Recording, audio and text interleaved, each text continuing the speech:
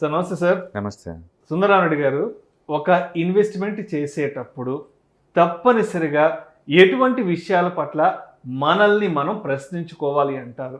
So ఒక investment వైపు వెళ్తున్నప్పుడు ఎటువంటి విషయాల పట్ల తప్పనిసరిగా మనం కొంత గ్రౌండ్ వర్క్ చేసుకుని వెళ్ళాలి అంటారు? ఎటువంటి విషయాలను పరిగణలోకి తీసుకోవాలంటారు? డెఫినెట్గా అండి. ఒకటి గోల్స్ ఇంపార్టెంట్ అండి. ఏ పర్పస్ కోసం మనం ఇక్కడికి వచ్చామో దాన్ని పెట్టేసి మనం రిస్క్ తీసుకోవచ్చు అనమాట. సపోజ్ 10 years పాయింట్ ఆఫ్ వ్యూలో equity is very safe asset. 6 months point of view very risky asset. Okay, so తక్కువ టైం ఫ్రేమ్లో ఈక్విటీ మార్కెట్ చాలా వాలటైల్, అది +or- 10% ఈజీ కావచ్చు. బట్ లాంగ్ టర్మ్లో it's good, it's going to create lot of wealth అనమాట. అందుకని time horizon చాలా important.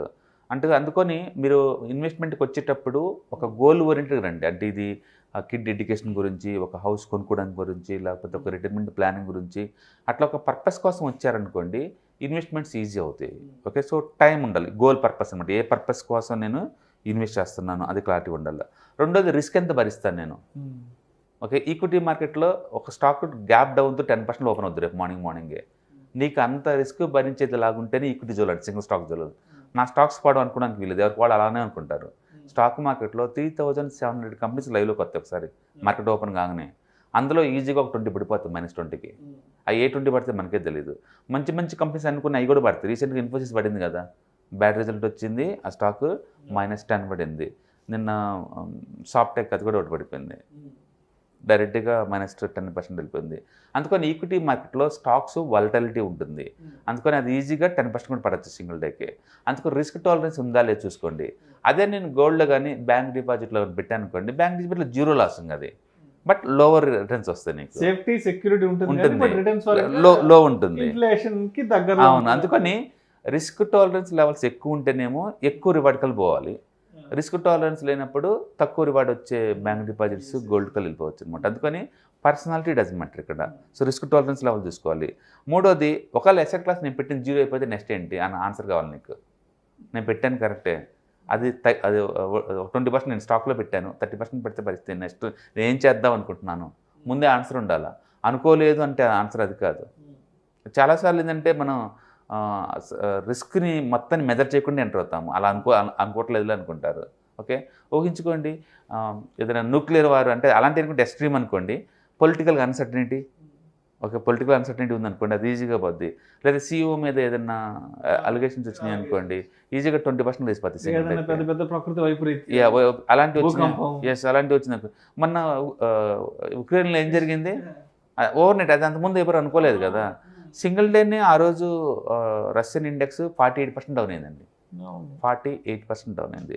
నువ్వు కనుక డైవర్సిఫికేషన్ చేసుకోకుండా నీ డబ్బంతా స్టాక్ మార్కెట్లో కనుకుంటే సింగిల్ డేకి 48% లాస్ అయింది.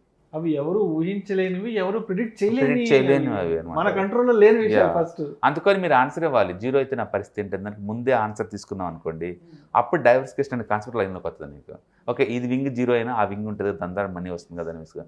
సో ఎసెట్ 0 అయిపోతే నా పరిస్థితి ఏంటి, ఎసెట్ ఒక 20% పెడితే అదేంటి అనేది ముందే క్లారిటీ ఉందనుకోండి, డీల్ చేయడం చాలా ఈజీగా ఉంటుంది అనమాట. అంటే థర్డ్ వన్, అఫ్కోర్స్ ఇండెక్స్లో 0 అవ్వవు, ఎకానమీ అంతా 0 అవ్వదు కదా. అందుకని నిఫ్టీ, బ్యాంక్ నిఫ్టీ ఇవి 0 అవ్వవు పొరపాటున కూడా. ఐటీ నిఫ్టీ 0 అవ్వవు ఇండెక్స్లో ఎప్పుడు కూడా, స్టాక్స్ అవుతాయి. అందుకని రిస్క్ మీది 0 అయ్యేలాగుంటే నెక్స్ట్ ఏం చేయాలని క్లారిటీ ఉండాలి. అంటే ఫోర్త్ వన్, ఎంతకాలం మనం పెడుతున్నాం, 10 years 20 years 5 years 2 years అట్లా. తక్కువ టైం ఫ్రేమ్ అయితేనేమో డెట్ ఫండ్స్లో పెట్టండి, ఎక్కువ టైం ఫ్రేమ్ ఉందనుకోండి ఈక్విటీలో పెట్టండి. సపోజ్ పిల్లల మ్యారేజ్ ఇంకో 1 yearలో 2 yearsలో ఉంది, ఏదైనా సర్జరీ ఉంది 2-3 నెలల్లో, ఓకే, ఏదైనా స్కూల్స్ ఫీజు కట్టాలి, అలాంటి వాటిని స్టాక్ మార్కెట్లో పెట్టమాకండి. 2-3 months టైంలో ఏది స్టాక్ మార్కెట్ జొలిపోమాకండి. అందుకని డిస్పోజల్ ఇన్కము లేదా లాంగ్ టర్మ్ టైం ఫ్రేమ్ కోసం పెట్టండి. షార్టర్ టైం ఫ్రేమ్ కోసం పొరపాటు కూడా ఈక్విటీ మార్కెట్ని పెయిట్ చేయమాకండి, పెట్టమాకండి. ఎందుకంటే ఇది volatility asset class. Health surgery కోసం పెట్టిన డబ్బు దీంట్లో పెట్టారనుకోండి, మార్కెట్ డౌన్ ట్రెండ్ స్టార్ట్ అయింది అనుకోండి, ఈజీగా స్టక్ అయిపోతారు. స్కూల్ ఫీజు మీద ఎక్స్పెరిమెంట్ అసలు అలాంటి ఎక్స్పెరిమెంట్ చేయకూడదు. అంటే ఇది లాంగ్ టర్మ్. ఈక్విటీకి వచ్చామంటే ఈ డబ్బు నాకు అవసరం లేదు, ఒక 5 years తర్వాత, ఒక 15-20 years తర్వాత పిల్లల పెళ్లికి, అట్లా 15 years తర్వాత పిల్లల పై చదువులకి. అవును, ఇట్లా అనమాట. అండ్ ఐదోది ఏంటంటే, దీని అసలు ఎప్పుడు నేను అమ్మాలి, ఎప్పుడు కొనాలి, ఓకే, ఎంత వస్తే నేను అమ్ముదాం అనుకున్నాను. మనం ఎంత మంచి మ్యూచువల్ ఫండ్ అయినా సరే ఇన్ టైంలో మనం బుక్ చేసుకోలేదు అనుకోండి, రేట్ ఆఫ్ రిటర్న్ తగ్గిపోద్ది ఆటోమేటిక్గా.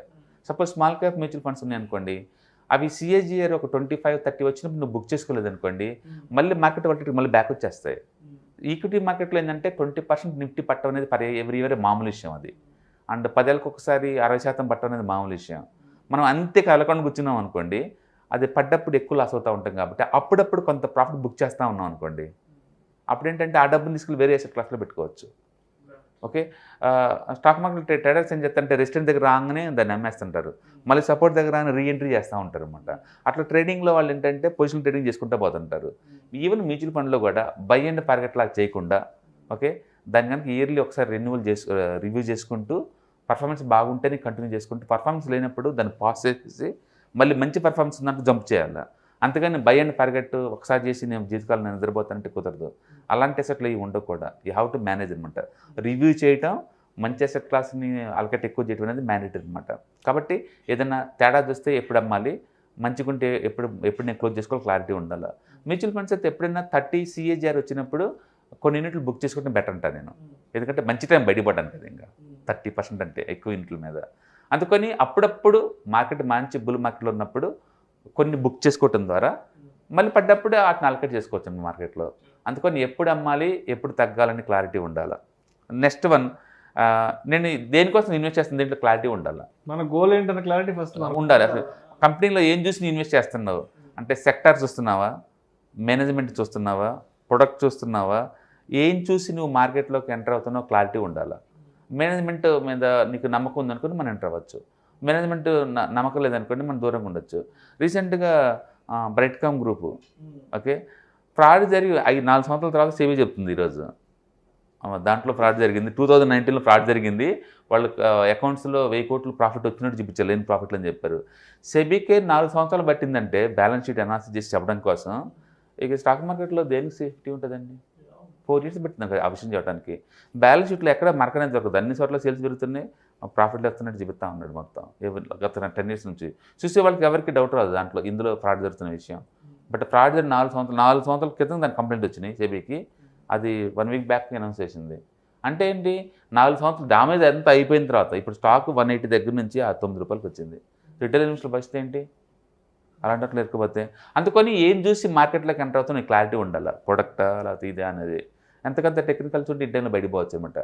స్టక్ అవుట్ మామూలు ఎవరైనా అవ్వచ్చు, బట్ ఇంటైన్లో బయటపోవడం చాలా ఇంపార్టెంట్ అనమాట.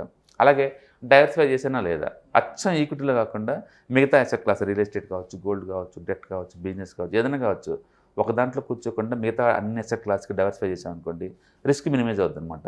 అందుకని డైవర్సిఫై చేసేవా లేదని చూసుకోవాలి. తర్వాత అసలు ఈ అసెట్ని మేనేజ్ చేసే అంత కెపాసిటీ నాకు ఉందా లేదా, నాలెడ్జ్ లేకుండా చాలా కష్టం.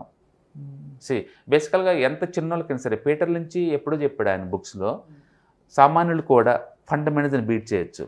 సామాన్యులు కూడా వాళ్ళకి ఏ ఏరియాలో ఎక్స్పీరియన్స్ ఉందో ఆ ఏరియాలో ఇన్వెస్ట్ చేసుకోండి.